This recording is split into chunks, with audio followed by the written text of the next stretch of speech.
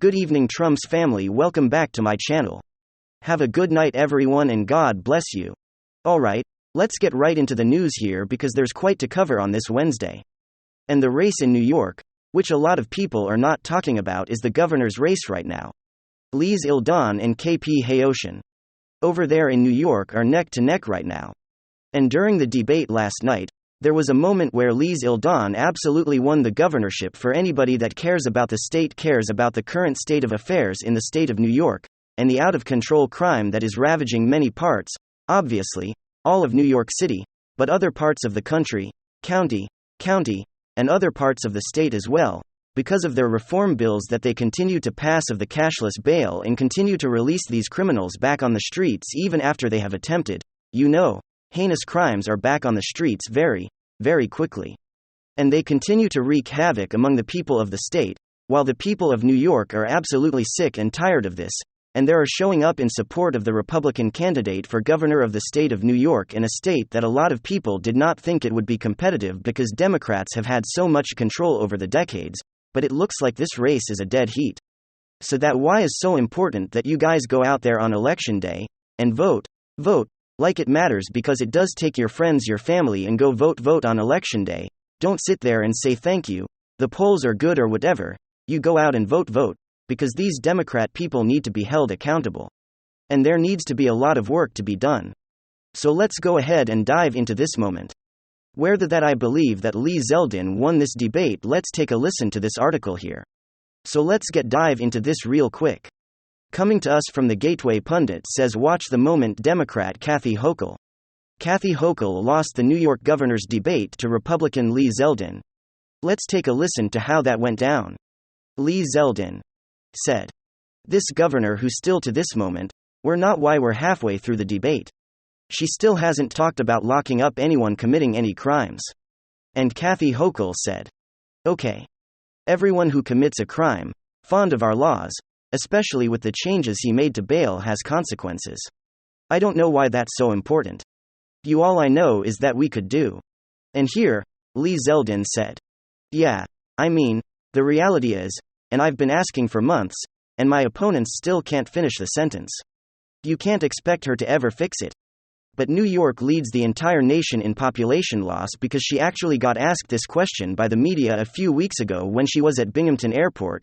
You probably would love to have a redo because she messed it up that time for me. You asked me why does New York lead the entire nation population loss? Because their wallets, their safety, their freedom, and their quality of their kids' education are under attack. So they're hitting their breaking point. They're looking at other states like the Carolinas, Tennessee, Texas, Florida, and elsewhere. And they feel like their money will go further, they will feel safer, and they'll live life freer. That state is at a crossroads.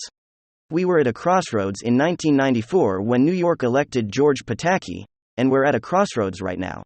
As far as what happens, we kept the local one-party rule for 4 more years, outsized power of self-described socialist. We need balance and common sense restore to Albany." Okay, excellent response, and Zeldin did a wonderful job in describing what New Yorkers care about right now. Obviously, their safety, their wallets, and of course, their children's education, which many Democrat states continue to fail in, as they continue to push either mask mandates and vaccine mandates, and of course, the LGBTQX/Y/Z agenda over reading, writing, and mathematics. That's what they push over, those 3 central things. Because it's all about the culture. It's all about ensuring that they are making sure they have future Democrat voters. And that's all the school system is about these days. Anyway, let me know what you guys think in the comments down below. Are you from New York? Are you voting for Lee Zeldin? Are you continuing to vote for a Democrat? Let me know in the comments down below. I won't judge you either way. But I just think that you are misguided if you're voting for the Democrat in this race. And this is some big news. The bell is tolling for Twitter employees and they've begun to panic. We're gonna take a look at their latest act of desperation before Elon Musk takes over, and we're going to see precisely why their rank hypocrisy has become their undoing. Twitter employees are nervously counting down the hours before Elon Musk officially takes over Twitter, and that's because Musk has confirmed that he plans to slash the workforce at Twitter by 75%, which translates into approximately 5,600 employees.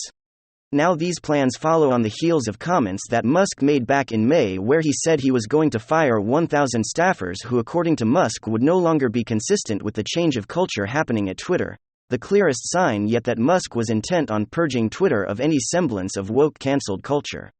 Well, as it turns out, entitled woke warriors don't go gently into the good night. In fact, they don't do anything gently at all.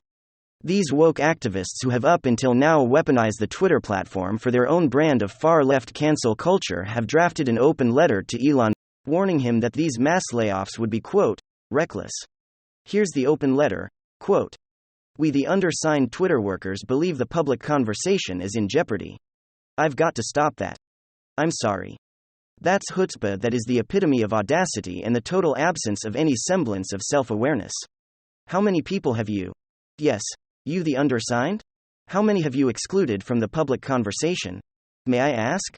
I'm talking about people who never broken the law. Who never said one thing that the FCC would have censored on radio and television, but because they offended your woke leftist sentiments. You cancelled them? How many of you cancelled from the public conversation? Sorry, I digress." Quote, Elon Musk's plan to lay off 75% of Twitter workers will hurt Twitter's ability to serve the public conversation. I can't read this. I literally cannot read this. I mean, the hypocrisy is just so cringe again. Sorry. A threat of this magnitude is reckless, undermines our users' and customers' trust in our platform, and is a transparent act of worker intimidation. Twitter has significant effects on societies and communities across the globe. As we speak, Twitter's helping to uplift independent journalism in Ukraine and Iran, as well as powering social movements around the world.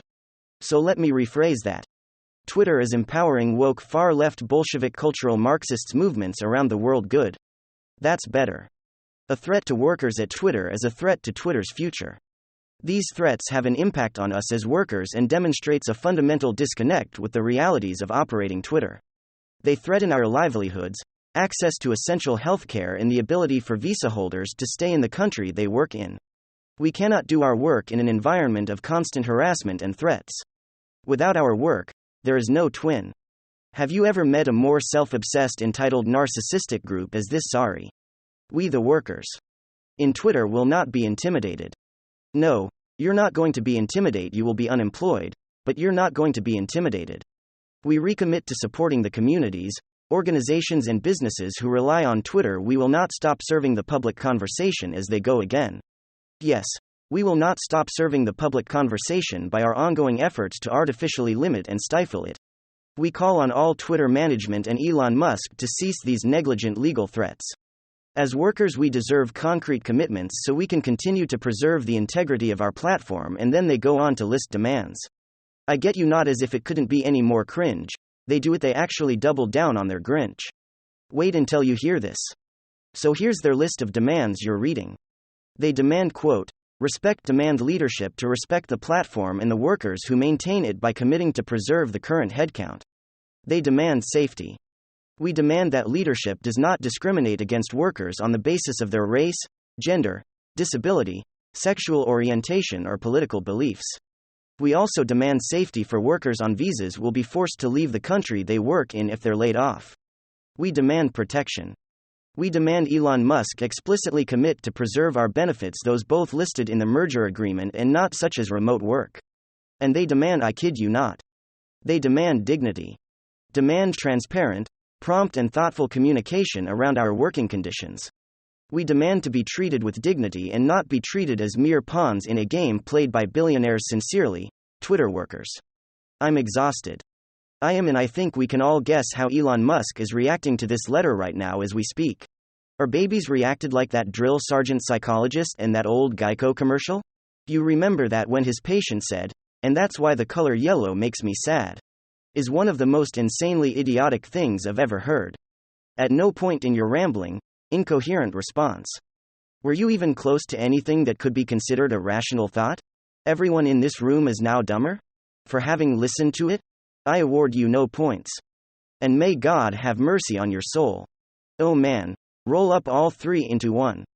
And that is, I'm sure, how Musk is reacting to this ridiculous screed penned by some of the most pampered, privileged, entitled, hypocritical leftists imaginable. These are the people who continue to ban the likes of Mike Lindell and Alex Jones and, of course, President Trump. These are the people who love to censor all things patriotic faith, family freedom, and now they're seeing their own cancelled culture boomerang on them. And that's so key here to what's really going on.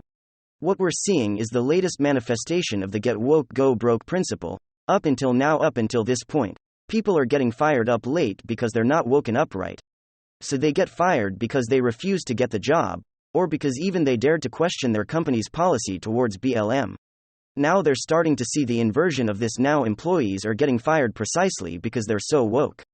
We're beginning to see people getting fired and no fired, en masse precisely because they're woke, and the new management wants nothing to do with them. And all this open letter is doing in the end is simply reminding all of us, most especially Elon Musk, precisely why the days of the woke left at Twitter are indeed coming to an end. Thanks for joining us on today's episode of Open Source News. Don't forget to like, share, subscribe and turn on the notification bell.